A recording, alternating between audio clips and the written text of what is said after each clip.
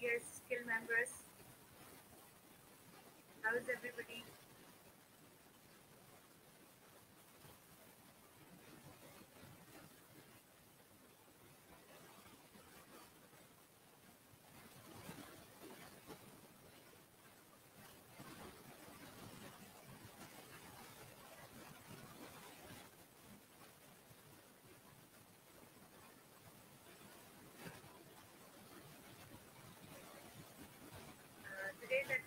Today's topic is we are going to discuss with none other than a very experienced and a very honorable teacher, I must say, with great experience of different fields, is Tariq Shah. And we are going to invite him to speak. Somebody from the audience, if they could confirm if I'm audible enough, and if they could hear and see me both at the same time.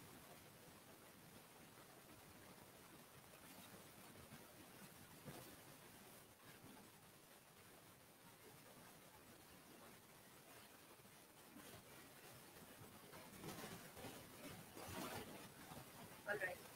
So let's begin our today's session. Let's invite Sir Tariq Shah. Assalamualaikum. Walaikum assalam, ma'am. How are you, sir? I hope I didn't keep you Yes, waiting. Alhamdulillah. Before we start our session, sir, I want you to know if I'm audible enough. Can you hear me clearly so that we can start? Volume is a bit low side, but if you can speak a bit louder, maybe clarity will be there. Okay, fine. I'll try to speak a little louder. So sir, first of all, I would like to thank you so much for coming on stage. I know you are already a very busy person. You are, always busy training teachers. But thank you so much for taking our time and coming on our page live. It is an honor to have you here. Madam, rather, I am thankful to you all because if I am getting busy, it is because of you people that you are interacting so frequently and giving me opportunity to come and share my views and also learn from your wisdom because knowledge is only gained when it is multiplied and when it is shared. So all hats off to you. You people are doing wonderful work. Skill Ed is a wonderful platform, and the way it has been interviewing different professionals, I'm sure that you are connecting audience with the experts in different fields, and this way you are doing a wonderful work. I'm thankful to you. Thank you so much, sir. That's so nice of you to use those words for us.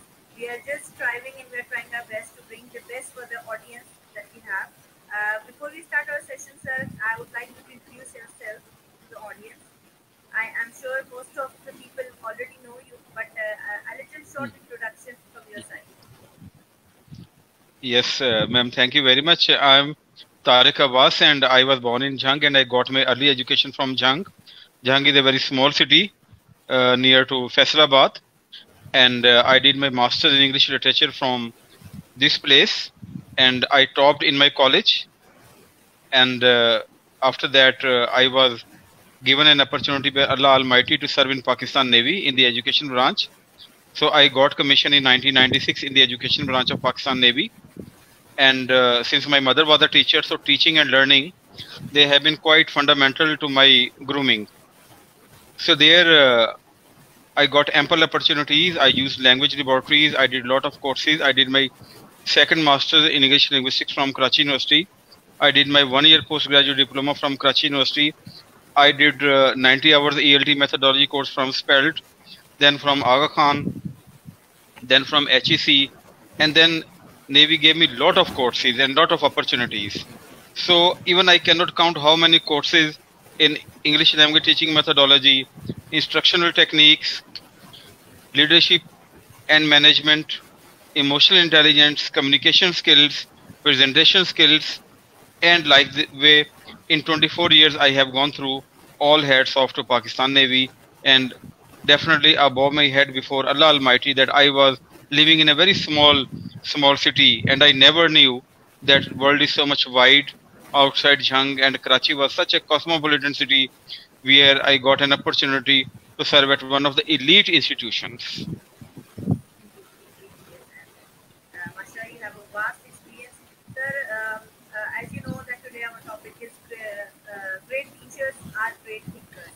Before I start, can I request you to be bilingual? Because the audience we have, there are people who don't completely understand English. So we try to be bilingual. Is it okay with you, sir? Madam, your voice is very low. Kindly, if you can speak a bit louder so that I can. Can you hear me now? Yes, now it's better. I was requesting you that we have audience who do not completely understand English. So is it okay for you to be bilingual Ye- during the session? Yes, both ways I am comfortable. Whether it is monolingual or bilingual, both ways I am comfortable. Jazakallah. Thank you for that. So, sir, let's start beginning like that. That teaching is the most, underrated job in Pakistan. जिसके पास कोई option नहीं बचता तो उसको ये कह दिया जाता है कि आप फलाना स्कूल में टीचिंग कर लें, अप्लाई कर लें, टीचिंग कर लें. Even for girls, females also, कि कोई आपको ऑफिस जॉब की इजाज़त यूजुअली घर से नहीं मिलती, तो they are asked to go and apply for a teaching job. So do you think after having so much experience, do you think teaching is actually an easy job? कि हर कोई बस इतना lightly ले लेता है कि go ahead and apply for a teaching post. Do you think it is an easy job? Madam, teaching may be a simple job for other people, but if you ask my experience, I have done 1 year certificate of teaching from Government Elementary College, Chiniot. I completed 2 semesters in B.Ed. Third, I could not complete due to my office commitments. I have done a lot of courses. I have taught 24 years. I am 50 plus at this moment. Even today, when I am going to teach 9th class English, I have to learn and relearn so many things. Teaching is not accumulation of knowledge. More than knowledge, it is the transfer of knowledge. It is understanding the psychology and the mental states of your students. It is customizing your content according to the level of the students. There is no shortage of knowledge nowadays. Google is full of books, PDF drive, and so many things are available. But what is lacking? Your spirit, your passion, your commitment to your profession, and then it is 24/7 effort on your part. Every class is a new challenge for you. To me, teaching is one of the most complex and difficult tasks, which needs lot of training and refresher training. The methods which we were using 5 years back, now today they are irrelevant. Now we are talking about scaffolding. We are talking about communicative language teaching. Where is the direct method? Where is the audiolingual method? Where is the silent approach? Where is the grammar translation method? Maybe they do exist, but in those areas where learning is not the normal norm. If you stay relevant to the current trends, Bloom's taxonomy has overshadowed all of the teaching methodologies. Now people have gone one step advanced and they're talking about design thinking and design teaching. So all these new concepts are coming day by day. The way technology is creeping in our lives, the way we are dealing with the millennials and other such mindset of the students who are very capricious, who want everything just within the winking of an eye, you are dealing with a different audience. Now teachers from the generations like me in the 70s or 80s who are into the teaching profession. Previous days, we all were having this coronavirus and still the effects is lingering on and everybody had to go online. Who thought about teaching through Padlets, through Google Classroom, through StreamYard, through this Zoom and so many other digital platforms? All these are part and parcel of our teaching. These are the mediums. So I think that teaching is a very difficult and complex and a very serious business. And if we are into the profession, we should know what are the requirements. And we have to meet those requirements so that we can teach and transfer our knowledge in an effective manner. The objective of teaching is a positive change in the knowledge and personality and grooming and behavior of our students. If that change is not coming, if we are unable to break down the screen time, which is eating away the attention and the power of concentration and the nervous system of our students, then where is our teaching? Teaching is not, according to me, teaching of content. It is overall personality building. It is a complete package. So for me, teaching is a different business. It is a very serious business. And even after this corona, right, the teaching has become a more, serious responsibility of the teacher, because now sitting online and, delivering the lecture the same way so that the students could understand, it is now a bigger responsibility on the shoulders of a teacher. So you have, mashallah, 24 years of experience in teaching. What do you suggest? How, if I'm a person and I want to get into a field of education, I want to become a teacher, what things should I possess in my personality to become a good teacher? Yes. First of all, we have to decide, do we really want to be a teacher? Here I can recall 9 intelligences given by Howard Gardner. Frames of mind, changing minds. Howard University psychologist, who said that there are 9 intelligences. If my verbal intelligence is very strong and I go into the teaching profession, that is one of the elements that will make the job easy for me, because I can communicate, I can talk, I will not shy away. But if my verbal intelligence is not very strong and I go to the teaching profession, I cannot face the audience. I have to choose whether I have to go for the accounting profession or I have to go to a profession where I will have to sell my knowledge, share my thoughts. Number 1. Number 2, it is your commitment. Why I am coming to teaching? I want to contribute in the nation building by working on their language. English is a lingua franca. I have to work on that. I have to give them a knowledge of the language, which is current, vocabulary, grammar, phonology, pronunciation, semantics, their psychology, and their discourse powers. I have to do all these things. So first of all, if I have the aptitude, then I have to get the knowledge. I have to get the qualification. Doing masters is not sufficient. When I completed my masters in English literature and I was teaching, I thought that I am not able to justify my teaching of English language. When they ask me a question about pronunciation, when they talk about synonyms and antonyms, I have to learn more. And that's why I'm so thankful to Pakistan Navy that I was given a course of 90 hours from SPELT, ELT methodology, Madam Zakia Sarwar, Madam Shaheen Miraj, and Dr. Fozia Shamim. These are the main gurus, Sir Abbas Hussain. So all these gurus, I got an opportunity to learn from them. But 90 hours was not sufficient for me.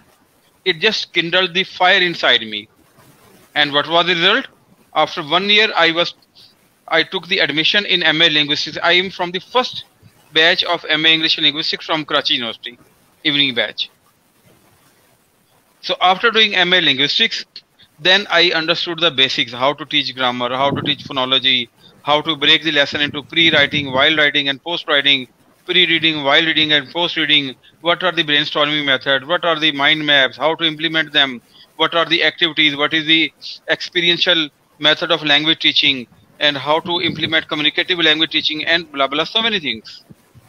After getting that knowledge of MA English and then my language teaching certification in linguistics, and then doing so many courses from Aga Khan, from HEC, then I was able to justify my standing in the classroom, that once the student asked me any question, I was able to answer them with the reference. This is the reference, please visit it. And then, you see, now we are dealing with a different kind of students. They are having palm tops and laptops and the mobiles with them. You are teaching them and they are confirming your validity. Then and there they challenge you if you say something incorrect or say something wrong. And then you remain adamant. You say something, it is wrong, you do not know, admit it. Nobody is a dictionary. I cannot mug up 2,400 pages of Oxford Advanced Learners Dictionary and the student opens any page and starts asking me, sir, tell me the meaning of this word and this word. I'm not encyclopedia. Google has eased our lives. So we have to integrate technology in our teaching as well. So I think a teacher who is determined to become, first of all, he should or she should understand what is her mindset, whether she is really into the serious method and the business of language teaching or general teaching. Then she should get her education complete. Then she should get certification from some renowned institute where good teachers are there, because it is the quality of your input that becomes quality of your output. If my input is cheap, my output will be cheaper. So these are some of the basic things according to me, madam, what I think at the age of 50 with this 24 plus years teaching experience, that these are the basic things. Now these things you can't find all over from the books. These are from the teachers like you or other senior teachers who can tell them with the help of their experience that this is the way, follow it and you will become an effective teacher. Exactly. Teaching is not a piece of cake for everybody. So, sir, one more thing. आजकल के ज़माने में it's like आप सबसे पहली जिम्मेदारी तो parents की होती है. Because the parents look after their children morally and socially. Grooming जो होती है बच्चों की, सबसे the first responsibility is on the parents. But the second responsible person on the personality grooming and even the how they behave socially, it is the teachers who are blamed. After parents, the teacher is the second person who have a a strong hand behind grooming or destroying a child's personality. So as teachers, what are our responsibility towards grooming socially and morally? A teacher is a role model. Knowledge wise he is a role model, character wise he is a role model, conduct wise he is a role model, and behavior wise he is a role model. Students pick from you the way you talk, the words you use, when you are in anger, what is your body language, what kind of words you are using, how you are addressing the students. You see, all these things are leaving prints on the minds of your students. So a teacher, I told you that, you see, when we go to the Greeks era, Aristotle and the academies and the Athenians and everything, rhetoric or rhetoric, whatever you pronounce it, that was very common. And ethos, logos and pathos, these three principles were given by Aristotle. If you want to be a speaker, first of all, ethos, ethically you should be eligible for that place. Logos, when you are talking, talk with logic. Pathos, deal with the human emotions. And today, emotional intelligence has emerged as a big field.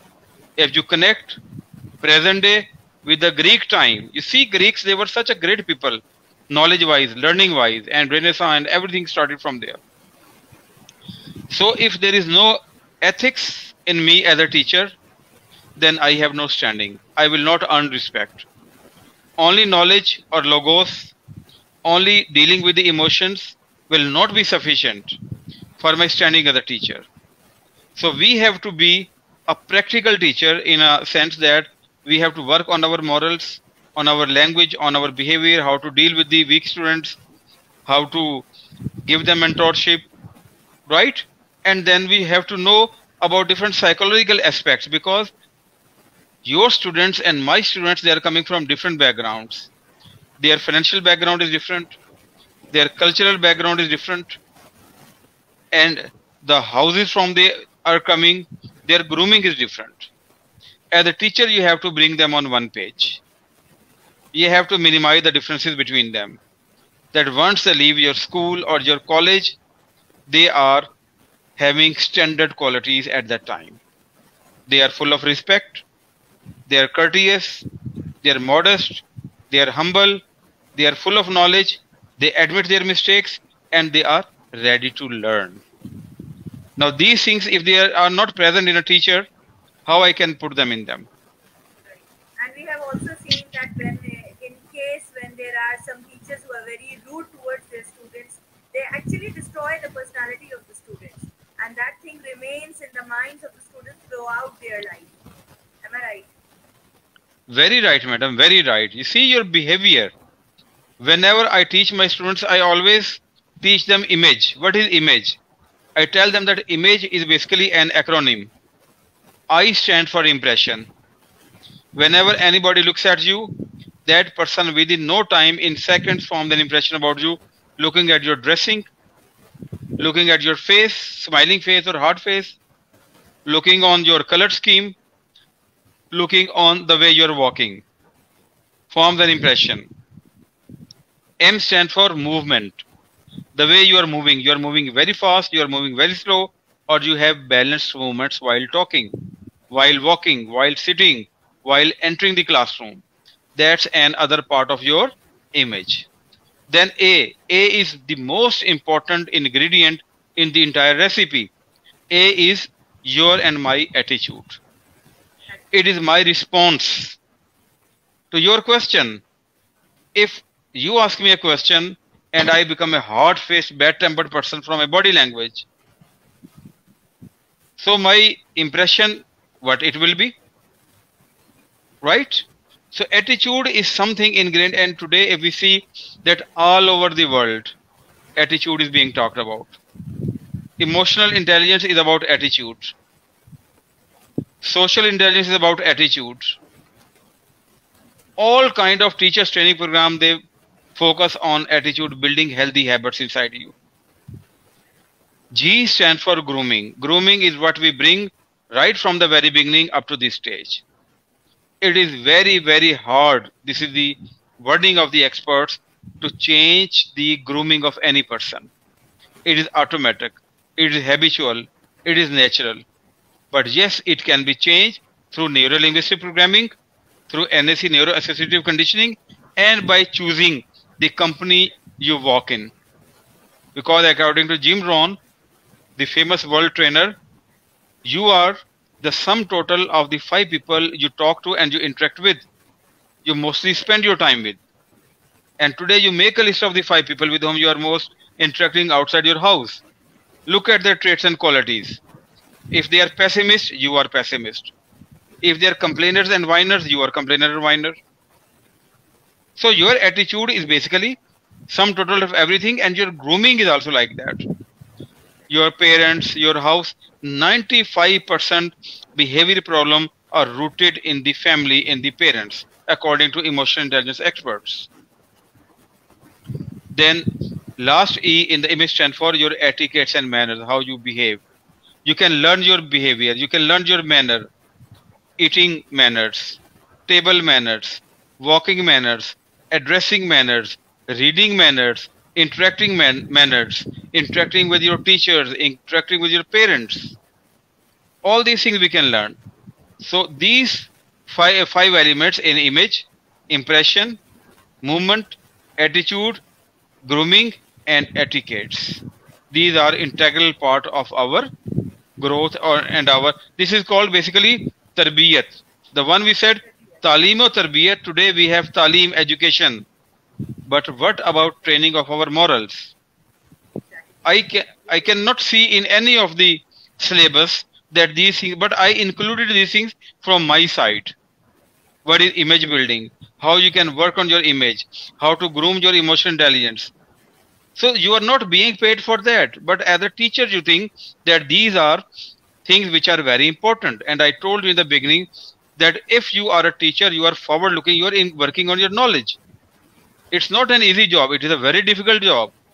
You have to understand what are the current trends in teaching, whether you are a language teacher or whether you are a general subject teacher. Any kind of teaching means giving them more and more, working on their personality, working on their cognition. But unfortunately, we don't see that in schools in Pakistan. What teachers they do, they think that they are going to the school, that they just have to deliver the lecture, and when it's 2 o'clock, their job is up. They don't care then. This aspect that you mentioned, that personality grooming is also a responsibility of a teacher. I think while when teachers are there to sign the contracts, I think the school authorities should add this aspect in their contracts. Okay, you are not teachers in the school only. You don't have to teach the content, but you have to work on the personality development as well. These are called life skills. And I can say you one thing, that whether these things are being taught in Pakistan or not, but at least at one place they were being taught where I was teaching in PNC Nust at Karachi. 5 years I taught these things to my students. I worked on their emotional intelligence. I worked on their life skills. I worked on their behavior. I worked on their attitude. I gave them such assignments and activities. In presentation skills, I adopted the approach of Steve Jobs, how he used to present. You see, so teacher has to do a lot of activities. And now once I am out of the teaching from that PNC Nust and I am now shifted to Lahore, the students still interact with you through WhatsApp, through Facebook. Even today I got a request from my students that write my recommendation letter, sir, I want my recommendation letter from you. Because I never exaggerated them. Whatever was in them, I simply stated them. And they are very happy. And those letters of recommendation which I wrote for them, Alhamdulillah, Alhamdulillah, God is very kind. I am nothing. They got admissions in the higher universities and in higher knowledge. So, as you mentioned, these are life skills. Thinking is also a skill. सोच समझ के बात करना. Thinking is also like not everybody does it. बहुत सारे ऐसे लोग होते हैं जो बगैर सोचे समझे काम कर जाते हैं या बोल भी जाते हैं, and later on they face circumstances. So what is the connection between thinking and teaching? Why do we need a teacher? Specifically we are talking about teacher. अभी recently जो है वो Teachers Day भी गुजरा, and why do a teacher need to be a good thinker? Madam, I think that you have a lot of knowledge and you will agree with me. Thinking is very difficult job. Nowhere thinking is taught. Exactly. We are talking about critical thinking, but are we as teachers critical thinkers? If I am a critical thinker, do I know? There is a person who is called Edward de Bono, who worked a lot onto that. He gave the concept of lateral thinking. He gave the concept of 6 thinking hats. I don't think that many of us know about him. So thinking is a very hard job. Why? Because by thinking means examining. Whatever you are going to teach, you have to examine it. You have to question its validity. You have to evaluate it. And then you have to challenge the assumptions of why this information is being taught. Today, is it relevant or is it not relevant? Now, if we go to that difficult area, and in the West, they are going for the critical thinking. That's why more and more innovations and technology is being produced over there. So we see that they got broad thinking. They got big picture thinking. They are coming with the innovative solutions. Why today IBA and LUMS have become a standard in business teaching? The MBAs from these institutes and the MBA from any common institute, do they get the same standing in the market? Do they get the same salary? Degree is the same. Degree is the same. Number of years are the same. Their programs are recognized by HEC. What is inside that? It is your quality of teachers. It is your quality of how you are delivering that information. It is the quality of your projects. It is your quality of the industry contacts. It is your quality time you are spending on their development and on their growth. Then they are coming with the innovative solutions. Then you are working on developing their reasoning skill. You are giving them opportunity to plan, think and plan, learn, unlearn and relearn. So thinking is a very difficult job. And here I would also like to refer to Bloom's taxonomy, which focuses on higher order thinking skills. So in 1956, as we know that he was a psychology professor, and he gave the idea of this taxonomy. Taxonomy is basically classification of your learning. And he gave us the 6 levels. That first level is knowledge. We are interacting with the information. Then we are going for the comprehension. Then we are going for the analysis. Then we are going for the application. Then we are going for the synthesis. And then we are going for evaluation. This is thinking. How many of us are involved in this procedure? Very true. So if we do not know even it, and our question papers, they simply should define or recall or restate memory-based thinking we are doing all the time. So what kind of thinking we are promoting in our students? So thinking is a very difficult skill. We have to take it very seriously, and we have to follow its ingredients very religiously. This is what is my opinion, ma'am. Exactly, sir. Sir, there was one new term that came. I was reading an article, and it was like now teachers are trying to become design thinkers. So it was something new for me. I did not know. I want you to please share your, knowledge about what teachers as design thinkers. What do we mean by that? I think, madam, this is a concept which has been derived from the industry, making of the designs and everything, and now in the education that is also being applied, but not very much has been written on this topic, and the books are very rarely available. And if you talk about design thinking, you will come to know that again it is related to your life skills. You teach them asking of the questions, understanding the needs of your students, collaborating with the students, and defining and finding innovative challenges, solutions to the problems. And it is a kind of basically mindset. Design thinking is not a curriculum, it is basically a process which starts with empathy. Empathy is a very important element in emotional intelligence, that you have to empathize, you have to understand the needs of your students. And you see, what is the cycle of this process of design thinking? You start with empathy, you empathize, you define your problem, you ideate, you create idea, lot of ideas are generated. Then there is a prototype, the first model you develop, and then you test it. All this procedure of design thinking is based on, you see, on a Bloom's taxonomy as well. So we can find a connection between them.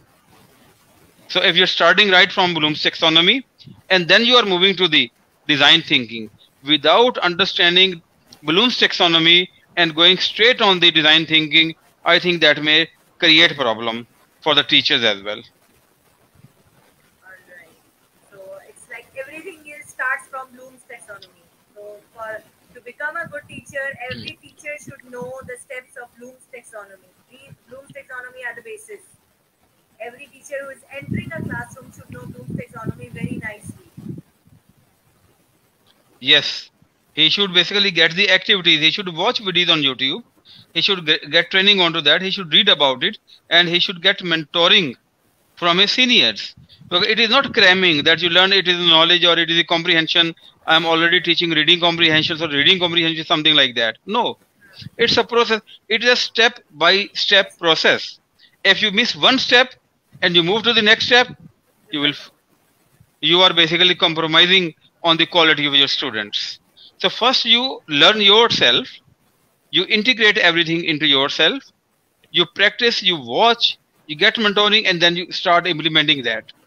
It should not be that we should go online, find out what are the words which are being used in making the questions of Bloom taxonomy. We take the words from there, we take the question from here, we mix and match, and then we put it in the paper and write Bloom taxonomy C1, C2 or B1, B2.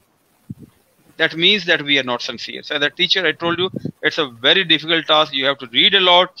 Not only you have to read your subject, you have to read the related subject. Now in all over the world, interdisciplinary approach is being used. You have to take out from different disciplines, and then you have to teach your discipline. Now this concept of design thinking has come from industry. It is not from the education side. Bloom's taxonomy has come from the education side. Now it is the marriage of convenience of both the concepts. Sir, moving on to the next question, I want to ask that why a good teacher needs to be a reflective thinker as well. We all know reflective practice, but not every teacher, sit and reflect what she did in the classroom. So to become a great teacher, today basically we are talking about great teachers. Good teachers I think the second step in great teachers are superior than that. Why do great teachers need to be great, reflective thinkers? Why do they need to reflect? क्या फायदा है? क्यों हम बैठ के सोचे जब हम बहुत अच्छे ग्रूम्ड हो गए पास कंटेंट नॉलेज की है, हमारे पास मेथोडोलॉजीज की है, हम क्लास में बहुत जाके अच्छा करते हैं, लेकिन घर आके it is a habit of great teachers, they actually sit and they reflect. What is the benefit of that? Improvement, self-learning. If you are teaching the same subject for the last 10 years and your slides have not changed, you are stuck. Reflection, time management, delivery, methodology, psychology of the students. Every class is a new class. You see, reflection is very much important. We talk about reflective lesson planning, we talk about reflective teaching. What is reflection? You sit in isolation, you revisualize, you relearn your that movie of your classroom, and then you think very religiously where I overreacted, which content was accepted by the student, which was interesting, which was not interesting, whether I was able to manage everything within the time frame or not. So it will give you a training all the time.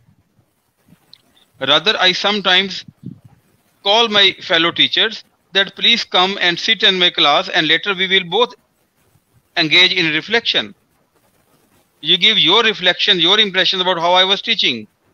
And that is called action research. So action research and this reflective teaching and reflective learning, these are interconnected. Again, it is a cycle. So for growth, I remember that in 1997, when I was doing that 90-hour ALT methodology course, who gave me the idea of reflective teaching? Madam Zakia Sarwar. In 1997, she gave us a lecture on and rather involved us in an activity in reflective teaching. Later, I asked from many of the teachers, what is reflective lesson planning? And they were mum silent.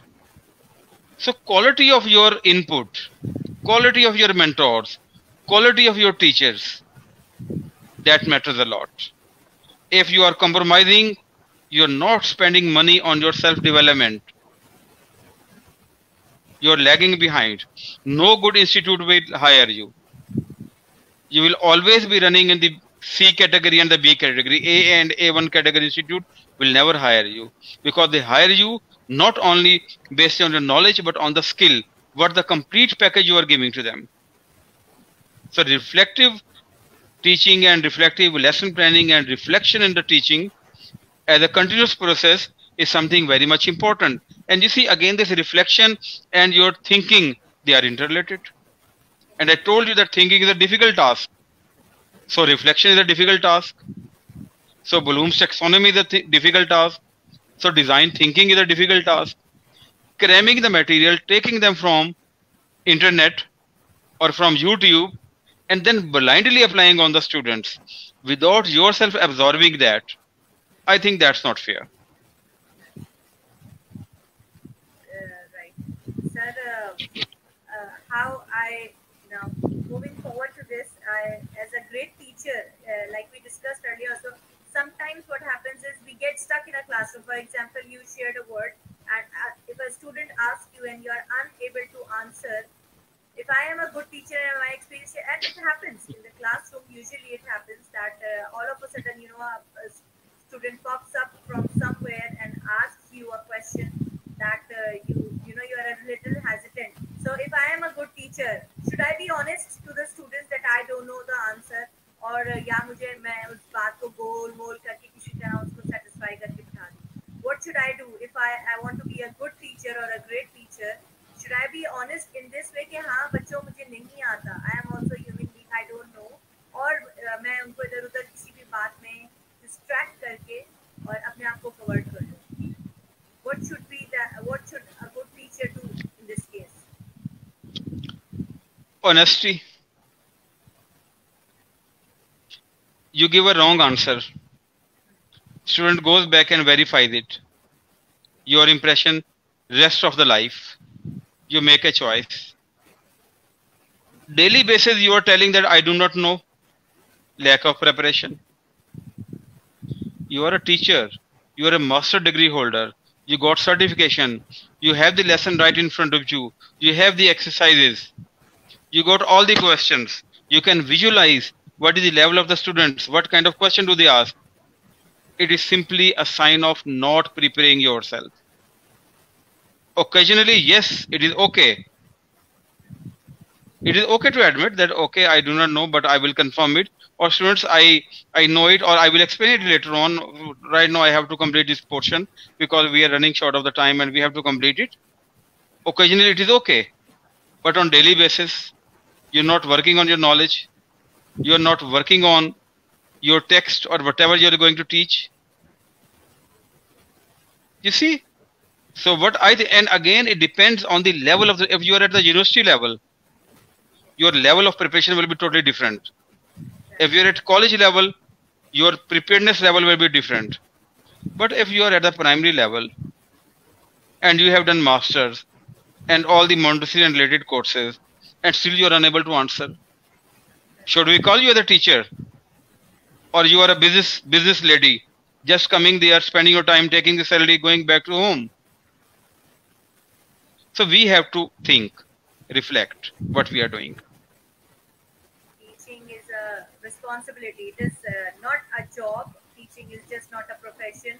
I think it is a big responsibility, and I think at the day of judgment we will be answerable to Allah Subhanahu wa Taala that there were so many students in your class. What did you teach them? Did it help the students in their life? Sir, can you share your experience? कोई ऐसा आपका experience आपके like जैसे आपने कुछ बहुत ही बेहतरीन लोगों का नाम लिया as your mentors, as your teachers, but there are few teachers जो आपके negative thought book में होते हैं. ऐसा होता है, ऐसा it happened with me as well because I was never into Urdu. I never wanted to learn Urdu. Why? Because I got a very harsh kind of a teacher. जो आप जैसे बात करते हैं ना, attitude की जैसे आप बात कर रहे थे. The attitude of my Urdu teacher was very harsh. Not only with me, with so many other students. So that pulled me away from the subject. So did you have any of that kind of experience in your life? माशाल्लाह मैं आपको इसलिए पूछूं कि अब इतना vast experience के बाद बहुत सारे लोगों से आप मिले होंगे. तो लेकिन कहीं ना कहीं at the back of the mind, that teacher stays in the mind. Did you have any of that kind of teachers in your life? Alhamdulillah, madam, I have been very blessed. I always got wonderful teachers. But yes, at university level, once I got one such teacher. But at that time, I was at the university. So what was my response to that? I got basically two teachers. One was teaching me classical poetry, and other was teaching me history of English literature. And they both were very much qualified, but they were falling in the criteria which we have just talked about. I worked so much hard in those subjects. All the class failed. I passed all the subjects in part 1. They failed in 1 or 2 subjects, and I passed those subjects. I only failed in the paper of drama because being in Jhang and having no access, and I did it in 1993, 91, 93, that was my session when YouTube was not there, when Cliff Notes were not there, when so many things were not there, when notes were not very much common. And in our college, the classes were recently started and ours was the second batch. But what happened that I worked so hard that in part 2, I passed all the papers in one time. And I am the first student who did MA English Literature from Government College Jhang. And after that, our college got affiliation with Punjab University. Because again, it was a challenge that if any one student passes, we'll affiliate you. Till that time, we were not affiliated. So my teachers, they were very proactive. They went there and our college got affiliation and I got degree from Punjab University. Otherwise, I had also prepared as a private candidate from Islamic University Bahawalpur. That was a common trend at the time, that keep the backup plan with you. But Alhamdulillah, because you see, take responsibility. It is not the responsibility of the teacher to teach you everything, spoon feeding. When you have grown up, when you know the resources, when you can approach your teacher, and Alhamdulillah, all of my teachers, they were wonderful. I still remember and I feel thankful to our head of department, Professor Ismail Naim. He was such a kind-hearted person that I used to visit his house every weekend. with question and answers. He used to mark all the question answers, gave me the feedback, and he was my head of department, and he guided me. Then there was Sir Ali Naki Khan. Again, he was a very kind person. I am very blessed as far as the teachers. So if one or two teachers come in your entire life, I think that you should learn to accept it. And they basically, if they were not so much into that category, maybe I would not have worked so hard. When you know the feedback is not coming, the feed is not coming, you become proactive. Stephen R. Covey, who studied 200 years literature, success literature, when he was doing his PhD in America, and as a result of that, he produced the book, 7 Habits of Highly Effective People. That what is the common in the effective people, 200 years, all the successful people. So he talked about 7 habits. And what is the habit number 1? Proactive. Take the first step. If you are not proactive, then rest of the things are useless. They are meaningless. Win-win. What is win-win mentality? I go with, I will win. You should not win. You should lose. Exactly. Arrogance. Intellectual arrogance is one of the biggest problems in some of the teachers. Come down to your students. Interact with them. Talk to them. Give them the feeling. Empathize. Rapport building is, madam, I think as a teacher, very basic step. If in the class I do not build rapport, I do not work on it, I do not become proactive onto that, I'm going to lose contact with my students. If they don't respect me, if they are not ready to listen to me, so what's the fun of having all that knowledge over here? You are simply pouring water on the sand. See, you have to be into that mode of teaching where rapport building is there. You are empathetic. If the students are coming with the problem, you are practically solving those problems, their personal problems, their personality related problems, their academic problems. So then you get into connection, then you become spiritual father. So teaching is a mixed bag of each and everything, according to my opinion, ma'am. You are absolutely right, and it is a mixed, like not only content, personality building, life skills, so many things going on together, and one single teacher, she has to pour that in to the student in 5 hours, I must say, during the school hours, and it is like the time is all shortened. We have this one comment from you. It is like Arshad Mahmood. I think he's your student, and he says that you are his favorite and ideal personality. So I'm so grateful to Sir Arshad. He is an English teacher from Baldia, Karachi, and we have interacted only on the social media. And I'm so much thankful to him. Sir always attends my sessions, and he's always full of high opinion. You see, positivity breeds positivity. exactly. You think positive, your feelings get changed. So thank you, Sir Rashid Mahmood. Thank you. Positivity is contagious, and I hope that we all become positive. This spread this positivity as teachers also, and become their spiritual parents. Sir, summing up, coming towards the end of the session, just quickly, you have already shared a number of tips, but again, one last thing that I want you to say: how do great teachers become great? Last question from my side. Be passionate. Work on your thinking skills. Great. So all those teachers who are here with us in this session, I hope they got a lot of information, and I really enjoyed your session because I personally also followed you a couple of months before, and I used to see all your posts on social media and on WhatsApp statuses, and I was really happy that there is somebody, we need guidance as well. Although we are in this field, but we need experienced teachers, experienced trainers to get guidance. Thank you so much, sir, for taking out time and coming on our page. And we have Zena Mohammed. We always talk about you. She is also a member of the page. And thank you so much again for taking out time. Madam, it's a great honor for me that I was invited at such a wonderful platform. You have been calling such wonderful people. I always watch your programs and your sessions, and it's really A great honor for me that you have invited me and you have given me opportunity. Thank you very much. So nice of you, ma'am. Thank you so much, and we hope to hear more from you, inshallah, on the page on different topics. Thank you so much, sir. Allah Hafiz. Inshallah. Allah Hafiz. Allah Hafiz. So, audience, this was all from Sir Tariq Shah, a brilliant English teacher. And if somebody of you don't follow him on Facebook or on WhatsApp, you should follow him because he has so much knowledge about. Basically, he has he's not only an English teacher, experienced English teacher, but he is a certified emotional intelligence as well. And I personally enjoy reading his posts and reading his statuses. So that's all for today. And inshallah ta'ala, we will be back after 2 days or 3 days with a new topic and a new speaker. Till then, Allah Hafiz.